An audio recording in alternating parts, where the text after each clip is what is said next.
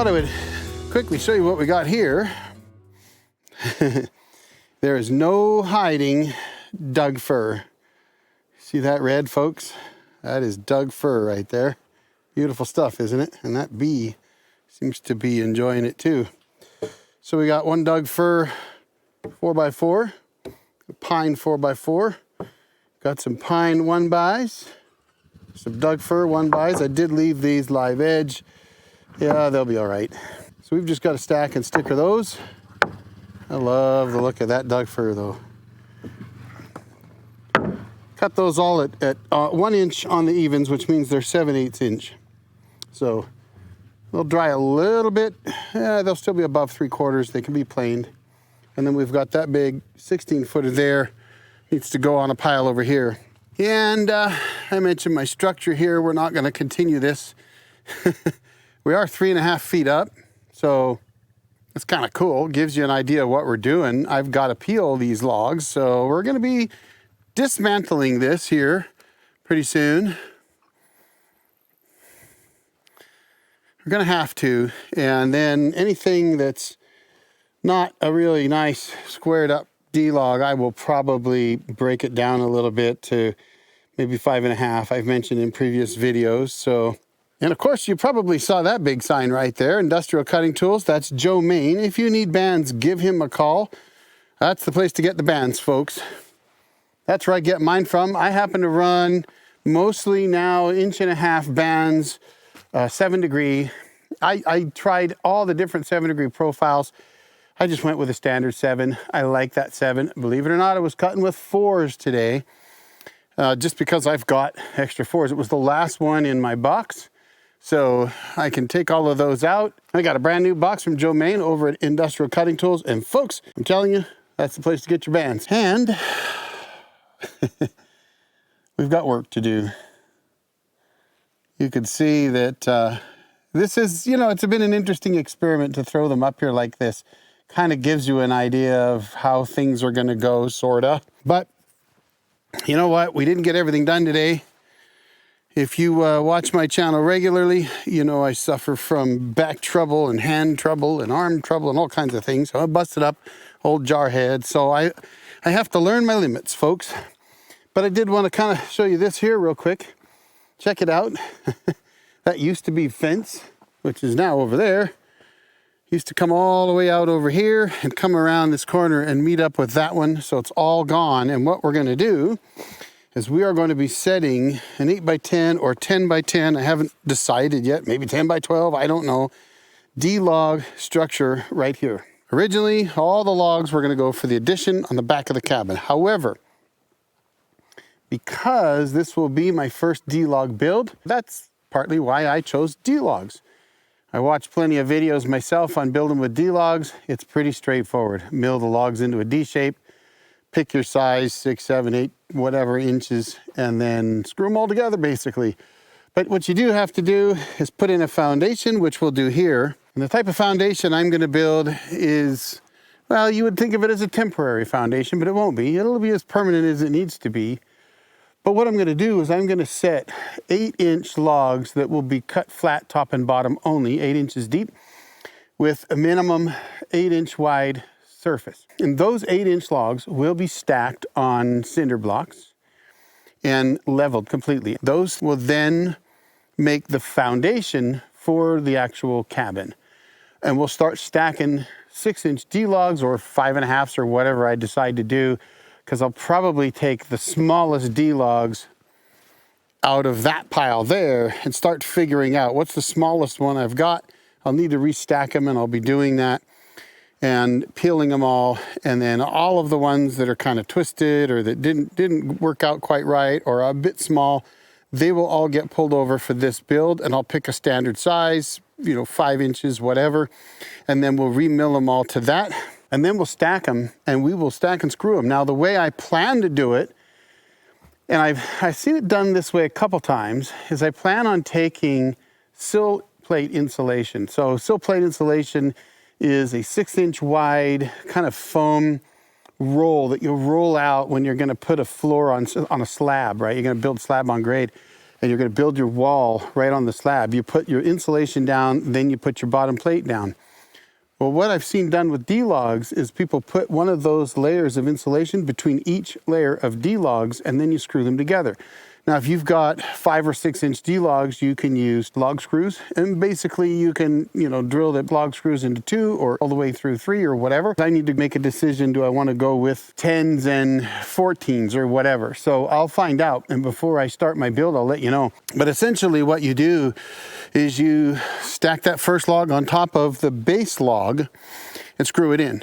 Now, you might be asking, well, what about a floor, Eric? Well, the floor is actually going to sit on those base logs, that foundation log. So the foundation log, because it's going to be 8 inches minimum flat surface, gives me at least 2 inches, if not 3, to the inside of the D-log wall. So I'll be able to use that as my floor. I'll be able to lay my floor joists on top of that and build my floor inside the walls of the D-log cabin.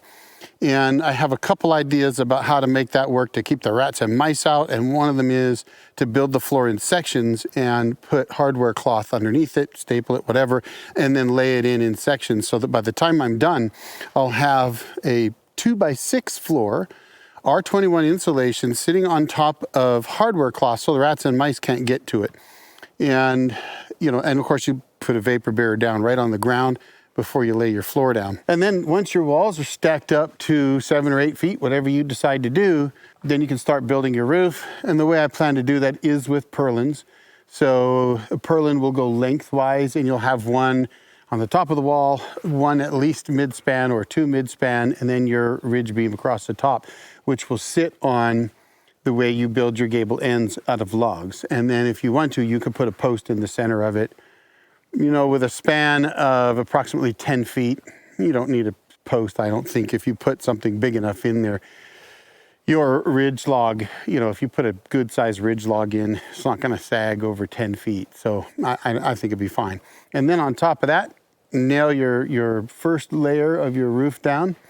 And what a lot of guys do is after they nail that first layer down, they'll put 2-inch R10 foam and sandwich that. That's actually the way I did this room here, and I'll show you that. And what it does is it gives you an extra R10 factor in your ceiling. Now, the way I did this one was with OSB. And so what you do is you lay your OSB on top of your rafters, and then you put your R10 foam, and then there's another layer of OSB up here. You just can't see it behind this flashing. So now you've got what it really amounts to is an R11, 12 sandwich, because this is almost an R1, right? And you got R10 here. Then underneath it, you put more insulation. And in this case, it's R19 or R21 to give me like an R30 roof. Now I still have to finish this side off, but I'm going to pull all this out. But I'll probably do the same thing with this. And even though, you're probably thinking, well, Eric, you said you're building a shed, a tool shed for the sawmill. Well, yeah, but if you're going to build an 8x10 or 10x10 structure out of logs, one day you might decide to make it into a extra cabin. So, and it won't be fixed to the ground. Those logs will be sitting on cinder blocks or pavers or whatever and leveled out nicely, but they will not be anchored to the ground. So you could, in theory, hook it up to a tractor or something and drag it somewhere else. I was going to mill a few more logs, but again, I'm a busted up old jarhead. So I might go over there and hang out with Darcy where she's got a fire going over there. Burn and slash.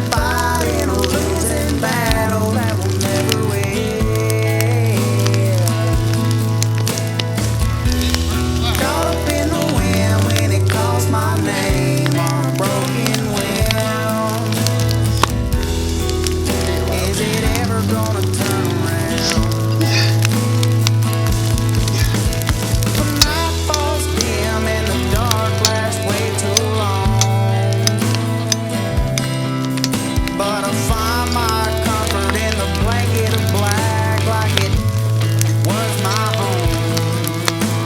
Colder than the bottom of a well, giving it hell the best I can. But it never seems to fail, I never prevail. I'm just another broken man.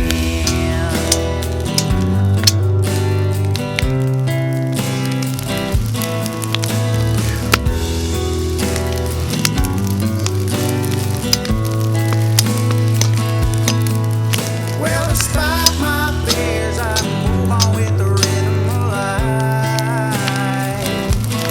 Caught up in the bustle of the city, trying my best just to live it right. But the devil's on my heels, whispering in my ear. Your ends are coming, boy. Or are you too deaf to hear? The night falls dim and the dark lasts way too long. But I find my comfort in the blanket of black, like it was my home. Colder than the bottom of a well, giving it hell the best I can. But it never seems to fail, I never prevail. I'm just another broken man. Just waiting.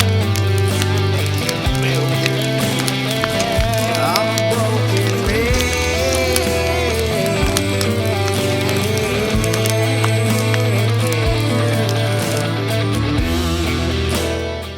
Still got some slash to burn.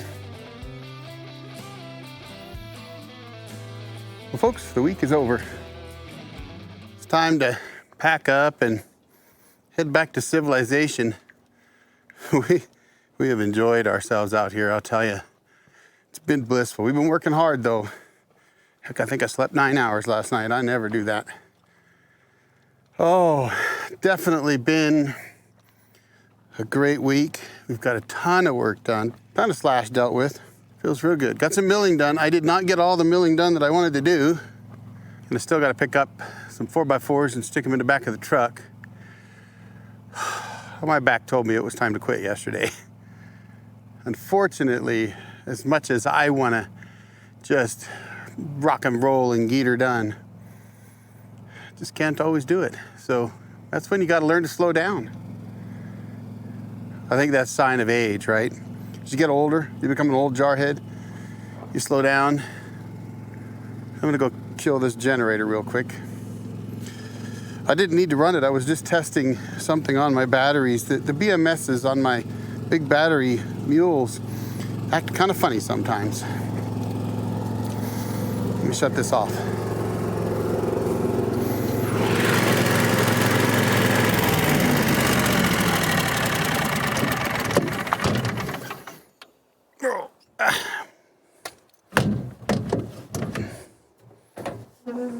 Might as well check my propane while I'm at it. 40%. Well, we're doing good there, folks. Weather's been, well, very spring-like. It's looking dark and cloudy and like it's gonna rain. We've had rain, snow, sleet, hail. We've had it all, sun. It's been a great time. Oh, what was I saying? I was saying that as you get older, I guess you got to pay attention to your body. And as an old jarhead, that's not always easy for me to do. But running the mill yesterday, after that D-log, I had to decide it was time to quit. As much as I wanted to work on the log that I'm going to make headboard out of, assuming that it dries reasonably straight, I'll just mill it thick so I can plane it flat if it doesn't. And I've got these other logs that got to get trimmed up, and I got this big fungus-killed Doug fir here that I was going to make into firewood, and it's pretty badly checked, but Darcy wants me to use it to make a bench or two. So we're going to try. We're going to try to mill it with the checks and see if we can't flatten it top and bottom, take a couple good sections out of it to make the base or legs, and then slab the rest for a seat. So we'll see. We're gonna have to cut that log right there down, I think. It's too bent. That one's not too terribly bad. And then the others, we just gotta trim them up and do something with them. And I got all this slash to pick up. And that one, I was just gonna peel that one, use it for something. But after messing with the slabs and the D-log, my back said, okay, you're done. But I'm doing okay right now. So if you were thinking of asking, I'm doing fine. I'm not walking with a cane right now, so that's a big plus, folks. After a week out here, I'm still upright. Hey, we worked hard this week. Hard, slept hard, worked hard. I'd say we played hard, but we didn't really play hard. It's just play. Work is play. And I was thinking about something too. I was thinking about this when I was peeling that D-log. How many kids today in the world that we live in with instant gratification, computer games, right? All that stuff. How many kids would come out here and cut down trees, buck them into logs, bring them to the mill them into D-logs, peel them, and then set them aside for some time down the road where they'll get to build the cabin. In fact, clear an area, prepare the area, all the while knowing that it's going to be weeks, months, even years before the project is completed. And I wonder, maybe you're watching and you're young, but most of my audience is 55 and up. I know on my off-grid solar power videos, there are a lot younger people watching those. So if you're one of them and you're watching this now, tell me, are you able to come out here and do that knowing that it could be years before you complete the project? Our generation, my generation, and older generations, instant gratification wasn't really a thing. We knew you had to work for stuff. We might not have wanted to, but the reality is we understood that you got to work hard to get an outcome. So I'm curious of what your thoughts are on that. Drop down below. Let me know what you think. I think it's time to close out the weekend. We got to pack up and finish getting ourselves ready to go and hit the road. So it's time for me to do that. If you enjoy these videos, if you get anything out of them, do me a favor, hit that subscribe button. It helps the channel out. And meanwhile, I'll drop another video right here for you to check out. Y'all have a great day. The old Jarhead out. Time to go home.